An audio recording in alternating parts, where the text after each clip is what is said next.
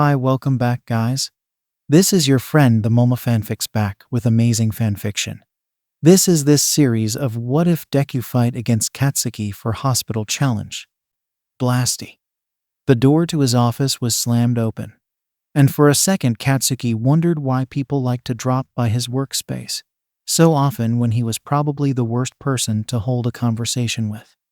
Mina's voice was dripping with something that annoyed the blonde hero. It was still 7-something in the morning. Who the hell could be so fucking energetic so early in the morning when the venti cup of pure caffeine that he had half-hour ago still had to kick in his own system? Ashido Mina. Yeah, she could. A red bird told me that you can't come to my Christmas party tonight because you are going to be too busy dating Tilda. The pink woman entered the office almost bouncing. Scratch that. She was bouncing and had a stupid, knowing smile on her lips. I'm gonna pluck every feather of the fucking red bird that can't keep his mouth shut.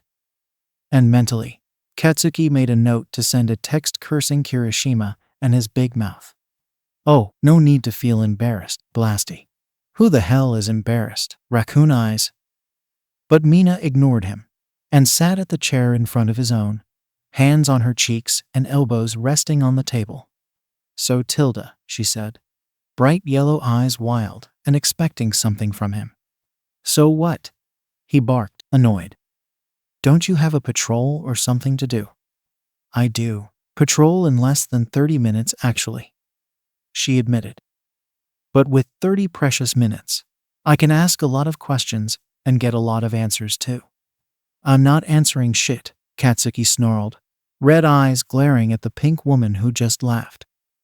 His shitty friends were starting to lose any sense of self-preservation, or so it seems. Go get shitty hair to answer whatever you want. Kirishima can't answer what kind of clothes you are planning to wear for your date, or what kind of gift you got for Midoriya. She paused and looked at him in panic. Oh God, please, tell me that you are going to wear nice clothes for once. You can't wear a black shirt and sweatpants. And did you buy a present? Katsuki groaned, hands rubbing his face. What the fuck? Also, who confessed first? You. Midoriya? Confs. I bet that it was Midoriya. The fuck? Pinky. No one confessed shit. Eh? Really? Jesus fucking Christ, Pinky. Shut up. He snapped, cheeks slightly red. If it was anger or embarrassment, he wasn't sure. Hey, today is Jesus' birthday. Don't curse him. I'm fucking cursing you. The hell you want? Tilda annoy you. You already got what you want then, scram. Oh, come on, Bakugo. I just want an update on your relationship, she declared, slapping her hands on the table. Please, I am dying to hear news about your love life. Then ask Soy Sauce Face or Dunce Face to prepare your funeral. Bakugo paused for a second, and then added, and shitty hairs too. The blonde deadpanned, crossing his arms over his chest, expression seriously annoyed. Because I'm not fucking saying a word about it. But he realized that he made a mistake as soon as the woman's eyes got brighter. So you do have a love life. I didn't say that. Because I'm not fucking saying a word about it. She imitated him, voice dropping a few octaves. This is basically a confirmation coming from you. Fuck off. Oh, you will ask her out after all. I said, fuck off, Katsuki tried again. But whatever Pinky took that morning was working as an energetic and some kind of fear inhibitor. Bakugo, I'm serious here, okay? Partially. She was just trying to really annoy him, but still. I want to see your love life flourish so in the near future, I can write a speech for your wedding. I can even tell the story of how you two fell in love. Wed? The ash blonde tripped at the word. What the fuck are you talking about? You know, leave. Just fucking leave my office. And this time, Katsuki grabbed the back of Mina's winter uniform and threw her out of his office. She tried to protest, but he slammed the door shut and locked it. No way in hell that he would let the annoying friend of his enter his space again to just say stupid shit. How could Raccoon Eyes talk about a wedding when he didn't even ask Deku out yet? Why did his friends want to meddle with his still non-existent love life so much? Because they care. Because they worry about you. Because they want to see you happy. Ugh, he knew it. But still, ugh, Katsuki sighed, dropping his body at his office chair again. Tonight he would talk things with Deku. And if everything went right, by the end of the night, he would actually call the doctor his girlfriend. And maybe, he would introduce her to the rest of the extras that he calls friends. But if not, he hoped that at least they could stay as friends. Friday, December 25th, 2020. Pinky create Blasty actually has a love life group chat. Pinky added Red Riot and other 17 people to the chat. Chargeable. Oh, 7:45 a.m. Chargeable. Bakugo, it's gonna kill you if he finds out about this group. 7:45 a.m.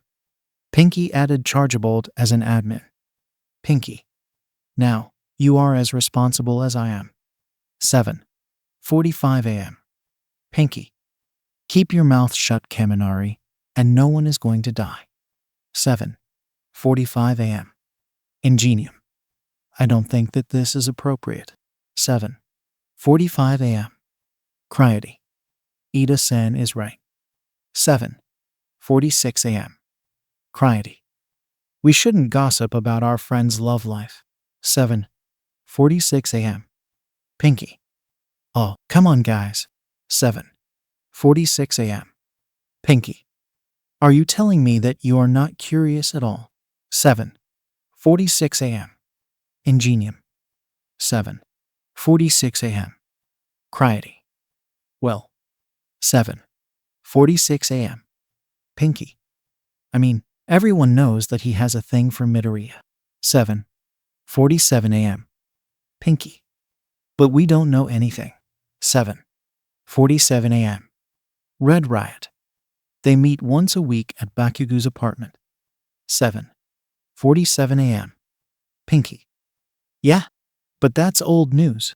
7:47 a.m. Pinky. I don't get surprised anymore when we pop up at his house. And Midoriya is there watching a movie with Blasty. 7:48 a.m. Cellophane. What? When did this happen? 7:48 a.m. Pinky. I don't remember. A month ago? 2 maybe? 7:48 a.m. Pinky. But it could have been happening for a while. Who knows? 7:48 a.m. Cellophane. I can't believe that. 7:49 a.m. Earphone jack. That Bakugo is pining after Midoriya. 7:49 a.m. Uravity. That Bakugo will get a girlfriend before you do. 7:49 a.m. Chargeable. Ha ha ha ha ha ha ha ha. 7:49 a.m. Mindlock. Or that surprisingly, Bakugo has more game than Zero. 7:50 a.m. Froppy. Shinsu-chan. That was really mean, you know? 7:50 a.m. Pinky. But anyway, 7:50 a.m. Pinky. The point is, 7:50 a.m. Pinky. Kirishima told me that our favorite Pomeranian and Midoriya have a date tonight. 7:51 a.m. Red Riot. Ashido. I said that they will talk about. Well, whatever is happening between them. 7:51 a.m. Pinky. Same thing. 7:51 a.m. Pinky. And I just left Blasty's office. 7:51 a.m. Pinky. He is obviously planning to ask Midoriya out. 7:51 a.m. Red Riot. Oh shit, Ashido. 7:52 a.m. Red Riot. Did you tell him that I told you about his date? 7:52 a.m. Red Riot. Is that why he just texted me a death threat? 7:52 a.m. Pinky. I didn't say your name, I said. Red Bird. 7:52 a.m. Tsukayomi. It was good to know you, Kirishima. 7:52 a.m. Uravity. Rip Kirishima. 7:53 a.m. Earphone jack. Here lays Kirishima Ijuru. Pro hero and friend. 7:53 a.m. Mindlock. Cause of death. Explosions. 7:53 a.m. Red riot. Ha. Thank you guys. 7:53 a.m. Grapefruit. So what? 7:54 a.m. Grapefruit. Did you just make this group to tell us that Bakugo is probably getting laid and realizing all his kinks? 7:54 a.m. Grapefruit. Damn you, Ashido. 7:54 a.m. Grapefruit. Have some mercy on those who can't get a girl. 7:54 a.m. Pinky. Oh, that's so disgusting. 7:55 a.m. Pinky. I really don't want to imagine Blasty's sexual kinky life. 7:55 a.m. Pinky. I just came here to propose a bet. 7:55 a.m. Pinky. For God's sake. 7:55 a.m. Uravity.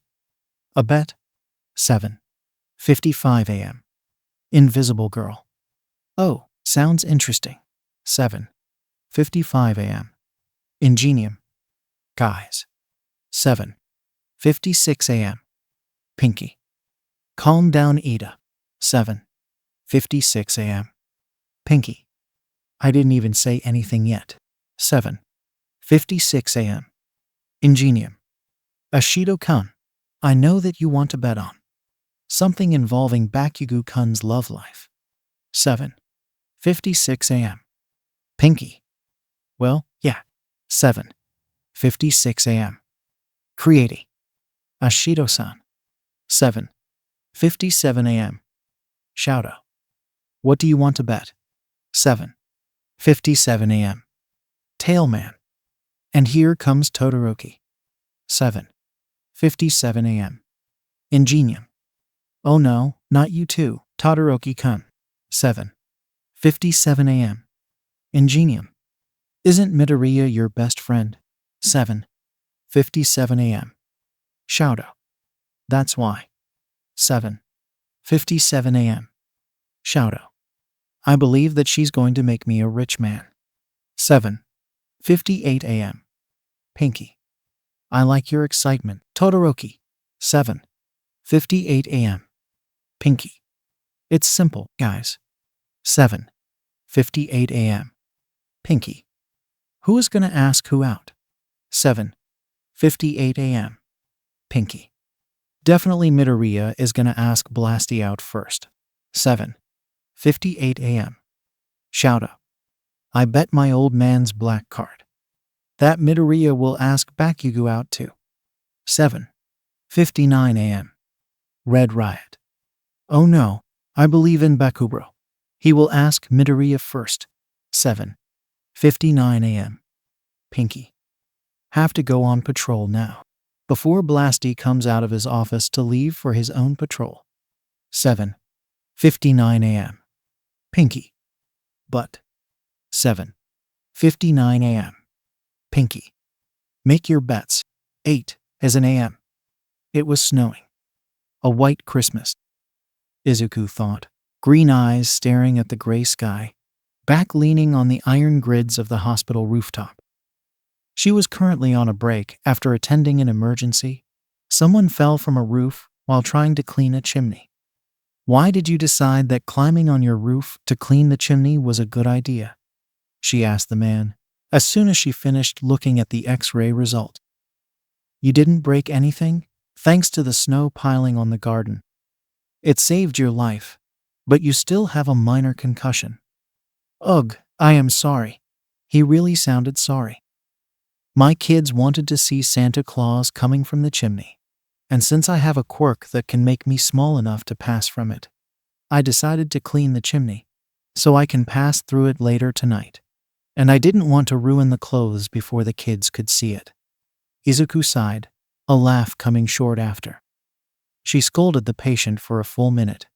But in the end, she asked for the help of another doctor to take care of the concussion, so the man could go home and spend Christmas with his children. Really, it wasn't the first time, and probably wouldn't be the last one today, that someone would come to the hospital after a preparing for Christmas accident. Still, the hospital during the end of the year was kind of quiet. Some people were out of the town for Christmas, probably visiting their families in other cities. Others would extend their short vacations until New Year, and most people would be out, partying with friends until late. Even the staff in the hospital was cut in half for the day. Christmas would be peaceful. Her phone started ringing, just as she decided that it was getting too cold, and she should go back inside the hospital. "Hi, Shaochin," Izuku said, pulling away from the railing. "What's up?" "Uraraka is asking if you want to come to a Christmas party tonight." Shado's voice came from the other side of the line. "It's at Ashido's apartment. I think that she wants to introduce you to everyone." "Oh, the party that Kaken talked about," she realized. Back then, Izuku really thought that Katsuki was lying about the party to cover the go on a date stuff. "I see. Bakugo already invited you." "No, actually." She paused. "Never mind." It was troublesome to explain that over the phone. "But I can't go. Sorry." "Why?" So much has happened in the last 2 days that she completely forgot to tell her best friend about the conversation that she had at Katsuki's apartment. How is she supposed to explain everything to Shadow now? Well, you see, she tumbled over the words, trying to find a way to explain it simply. 2 days ago I had a talk with Kaken, and we decided to meet today to continue our talk. "Oh, so you are going on a date with Bakugo tonight? Got it. I will tell Uraraka." His voice was emotionless, so why did he sound so amused at the same time? "What? No," she cried, free hand on the handle of the door for the rooftop. Her freckled cheeks and nose were flushed thanks to the cold, but now they were redder from embarrassment. "It's not a date. We are Japanese, Midoriya. We don't throw a party for Jesus. We party with friends for fun, and go on dates with our lovers on Christmas." Shadow deadpanned, clearly stating the cultural differences between East and West. "And since we are both aware that you are in love with Bakugo, yes, anything that you might do together with that guy tonight is probably a date." "And how do you know that?" "About the cultural differences. You can just type in Google cultural differences at East and West and—" "No, not that. Why would she want to know that in the first place?" "I know that you have never gone on a date before, even if you are this pretty," Izuku interjected. "So there is no way that you know a thing about dates. I am friends with Uraraka and Ashido, and we have Google." "Did you seriously Googled about dating stuff?" "It's not a crime." "I'm aware. But anyway, it's not a date, Shaochin. I was just telling him about me being quirkless." It wasn't a lie. She did tell Katsuki about it. "And I still have other topics to talk about." "Like being in love with him?" Shadow was promptly ignored, as Izuku just kept talking, even if she felt embarrassed. "And discuss. And we decided to meet tonight.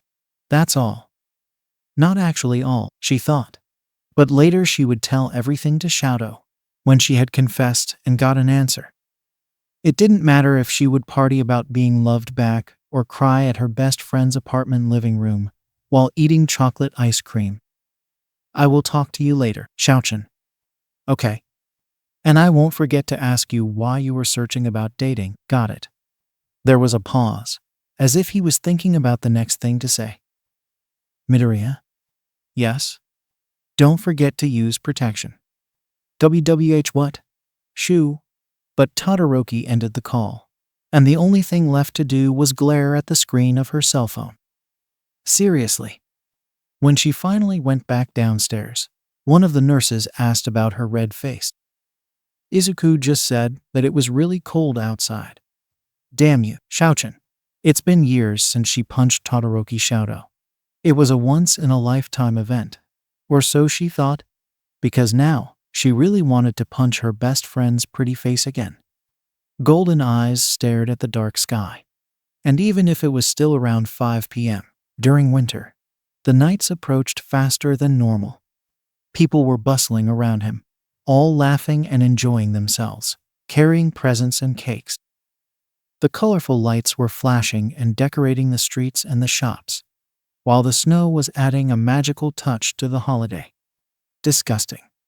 Only his eyes were visible, glaring at the people walking past him. Nose and mouth were hidden under the warm protection of the black scarf. So disgusting. In his hands was a silver handbag size case. Everyone is sick. But it was okay. He finally did it. He found the cure to this, and his existence was proof that he could cure all those people. But he turned a corner and finally stopped in front of the glass doors. First, he needed to get back the main ingredient. Eri. Izuku stretched out her arms and sighed. Her shift was almost over, and even though she got some weird Christmas-like hospital cases, there were no serious ones, minor injuries, some burns, fever and cold, sure, but no broken bones or worse. It was a good day. A good Christmas so far. She took a look at her phone screen. 5:16 p.m. In less than an hour her shift would end, and she would go home, prepare dinner, take a bath, and choose cute clothes to match the holiday. Yes, to match the holiday. She wasn't trying to be cute to impress Kaken. Nope. The woman blushed. Who was she trying to fool? Of course, she wanted to be a little bit pretty today. Katsuki would come to her apartment. They would have dinner, talk about their feelings, and maybe by the end of the night she would call Kaken, her boyfriend. She stopped walking, slapped her cheeks, and took a deep breath. Okay, focus, Izuku. You're still working. Just a little bit more. The brunette muttered, resuming her walk and going straight to her office. And really, she had to focus for real, because right now, she was about to talk with Irisas, who was her last patient of the day. The small child that Izuku had a soft spot for. Some doctors would criticize her, call her unprofessional, maybe even call her a fool for being so close to the kid, for being too attached to Irisha, but that small girl. I'm sorry, Eri said a few days later, after her rescue. She asked for the presence of the heroes that saved her, Lemillion, Eraserhead, and Sir Nigthai, who came just as asked for. Because of me, a lot of people got hurt. It hurted to remember Eri saying those words. That small girl? She was still blaming herself for things that she couldn't control. Her quirk. Her situation. No one here thinks that any of these are your fault, Eri-chan. Lemillion commented, stroking her head. We are all happy that you are safe and sound now, so you don't have to apologize to people who aren't sad. Don't worry about anything. Everyone fought because we wanted to see you smile. Smile? Red eyes stared at the heroes for a second, and slowly she raised her hands to her face, using them to stretch her cheeks, forcing her lips up. But it didn't matter how much she pulled the pale cheeks, her lips never stayed up. How does one smile? Her heart throbbed to see such a kid try to smile and fail. How much did a child have to suffer to the point of forgetting how to smile?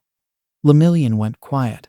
Sir Nigthai frowned and adjusted his glasses, and Eraserhead sighed, not annoyed at the girl, of course. It was written on those dark eyes, the anger he felt for some villain taking away Eri's smile. Back then, it was obvious that, even though she was in a safe place, Eri wasn't completely rescued. Her body may be safe, but Chizaki was still a shadow looming over her heart. Eri-chan. Izuku approached the girl in the bed and sat on the mattress, taking her small hand in hers. You don't have to force yourself. People smile when they feel like smiling. Feel? Yes. The doctor said softly. When someone tells a joke, or when you see something funny, or when you just feel happy. Happy, Eri muttered. I am sure that with time, you will smile again, Eri-chan. The doctor continued. I will definitely help you. And she meant every single word. The striped, medium-sized white and pink box was just the start of Izuku's plan to make Eri smile again. It may take some time, but no, it wasn't a matter of if, because one day, yes, that sounded right. When that small kid finally smiles again, everyone's efforts will be rewarded. Definitely, she muttered, confident, hand on the door's knob, ready to step out of her office, ready to fight for Eri's smile. What she didn't expect was for the alarms to go off. Villain attack. This is not a simulation.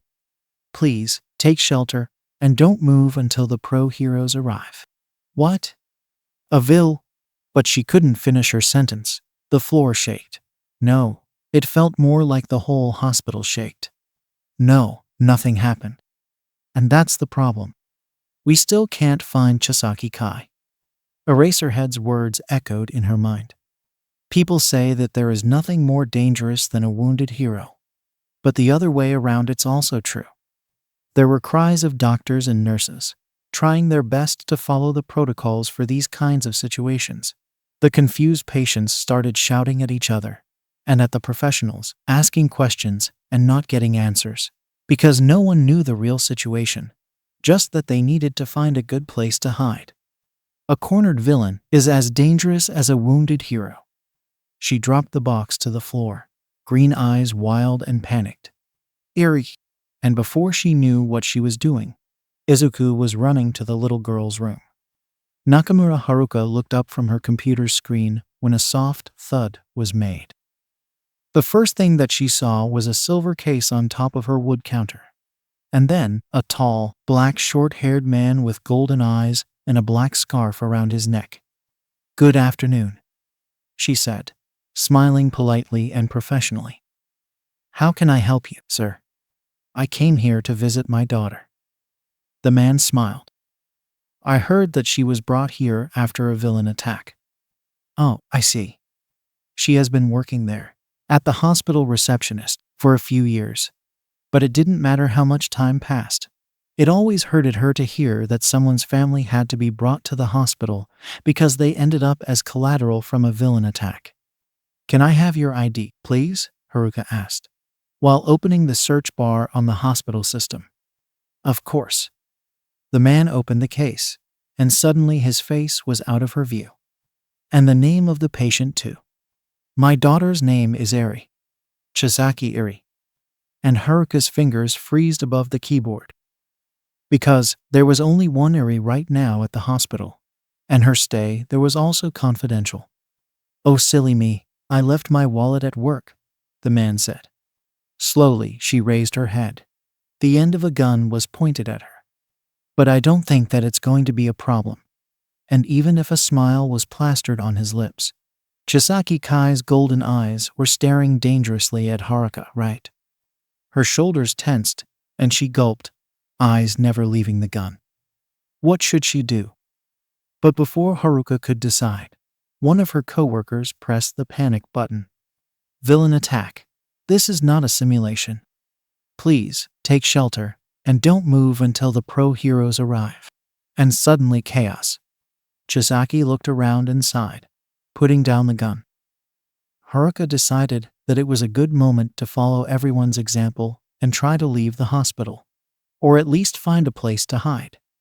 The last thing that she saw was Chisaki putting his hands on the floor, and suddenly columns of concrete went up, and the hospital's reception changed shapes. "Villain attack. This is not a simulation. Please, take shelter," and the alarm stopped mid-sentence at the same time as the tremors stopped.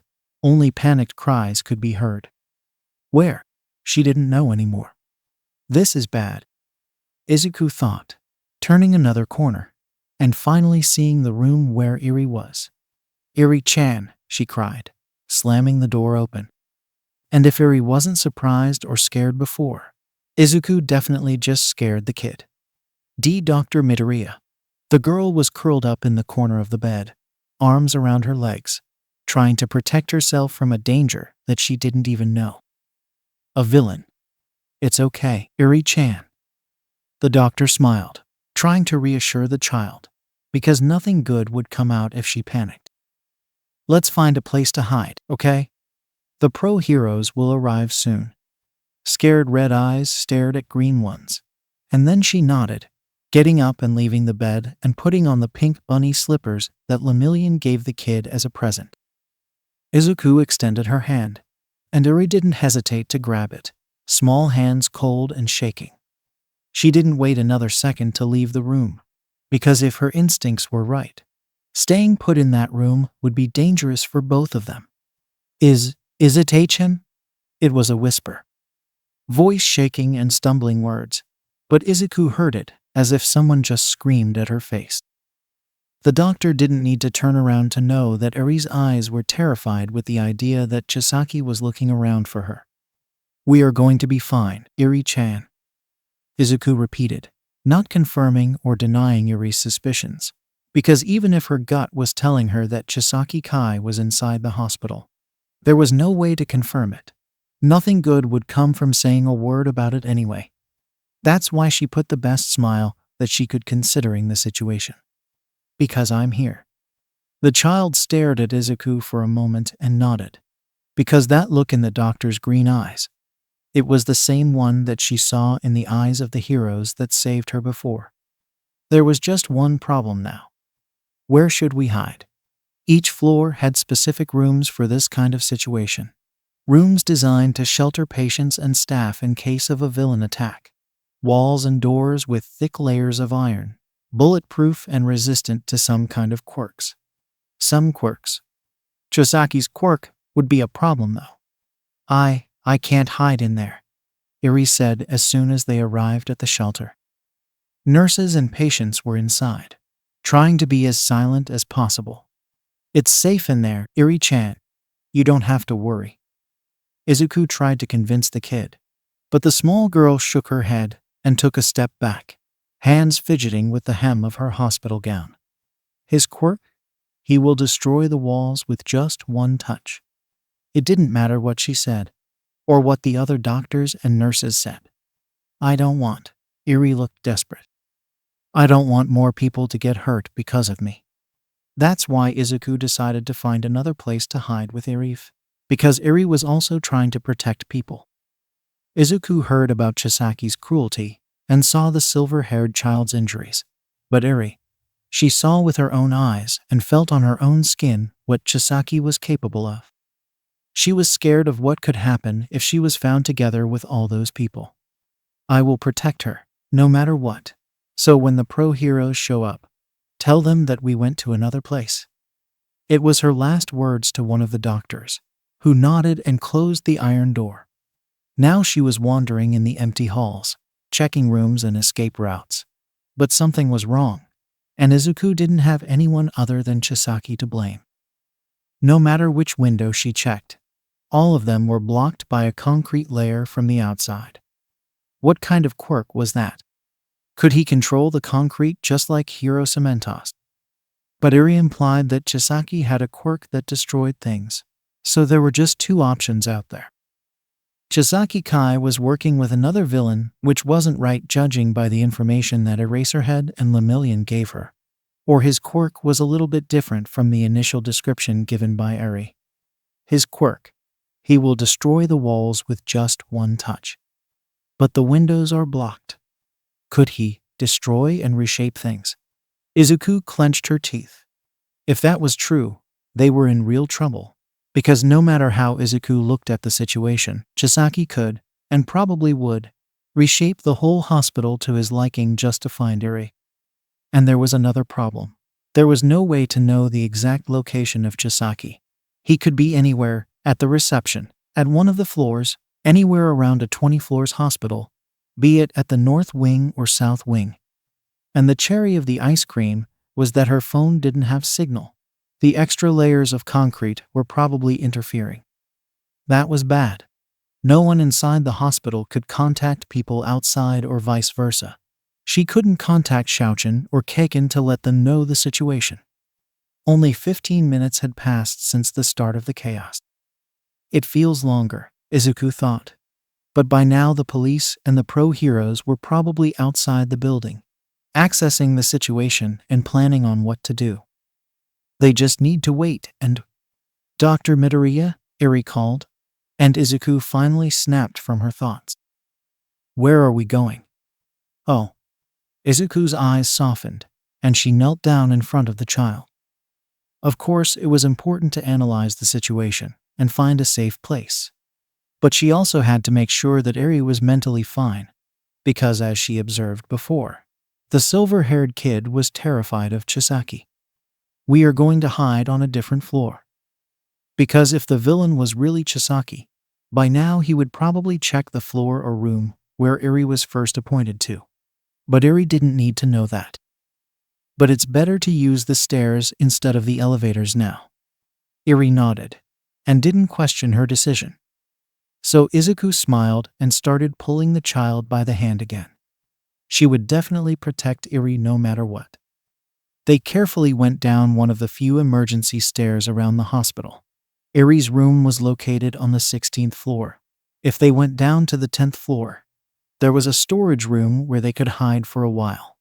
And if luck was on their side, they may find something to use as a weapon, or at least to make one. Izuku put her ear on the cold metal door.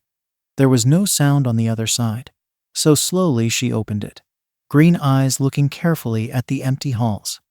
Okay, all clear, she muttered, pulling Eri alongside and closing the door again. The storage is on the south wing. We need to walk a little bit, but it's not really far. Her only concern right now was that after the alarms stopped together with the tremors, no sound was made. She could only hear hers and Eri's hushed steps, and it was unnerving. Eri didn't utter a word since they left the 16th floor, and Izuku had a nagging feeling that the child was scared to make noise and call for unnecessary attention. But all that Izuku could do now was try to reassure the child. So far, everything went well. But for how long things would stay this way? It really felt like the tranquility before the storm. Tap, tap, tap. Izuku's eyes widened, and she suddenly stopped walking. Eri hit her face on the doctor's back. But before she could say a word, she also heard it. Tap, tap, tap. The silver-haired kid felt the air on her lungs leave. Tap, tap, tap. Someone is coming this way, was the doctor's only thought, panic running on her veins. Someone is coming from behind us. She turned around and grabbed Eri, one hand resting under her knees and the other in the middle of her back. Surprised by the action, the child threw her short arms around the doctor's neck and hid her face. Izuku ran to the first room that she saw, but the moment that she opened the door, she was faced with a concrete wall. What? She didn't have time to analyze what was happening. She needed to find a place to hide. Fast. But no matter which door was open, the result was the same. Behind the door was a wall. Tap. The steps came to a stop, and Izuku felt shivers running down her spine before she turned around. Eri Tilda. Immediately after hearing that voice say her name, Izuku felt Eri go stiff on her arms, and slowly the shivers started accompanied by sobs. Subconsciously, the greenette's hold on the small girl got tight as she turned around to throw the best glare she could considering the situation at the man at the end of the hall. Shall we go home, Eri? The man said, taking another step, while Izuku took one back. Don't come close, was the first thing that left Izuku's lips. The man stopped and arched an eyebrow. I am this girl's father, you know, Doc. I know exactly who you are. This time she didn't stutter. His last sentence made her blood boil in anger. How dare he say that he was Eri-chan's father? A father was supposed to care and protect their child, not make experiments. So, stay away. He laughed. And this time it was Izuku's turn to arch an eyebrow. And they say that I am the villain, when you are the one who is trying to keep a father and his kids separate. You were abusing her, and will continue doing it. And suddenly his demeanor changed again. I'm trying to clean this fucking world. The child flinched, and the doctor just pressed her head at the curve of her neck. So do it fucking alone, Chisaki Kai, Izuku yelled back, And just for a split second, she wondered if Katsuki would be proud of her for talking back at a trash villain. Eri is just helping me achieve my dream, Chisaki continued, ignoring the woman's words. If you give me her now, I will let you go. Or I can just kill you and get her anyway. Well, sweat ran down her face. But there was no way that Izuku would comply with the villain's requirements. After all, she promised to protect Eri no matter what. A wobbly smirk came to her lips. I would like to see you try. Then, she turned around and ran with all her might.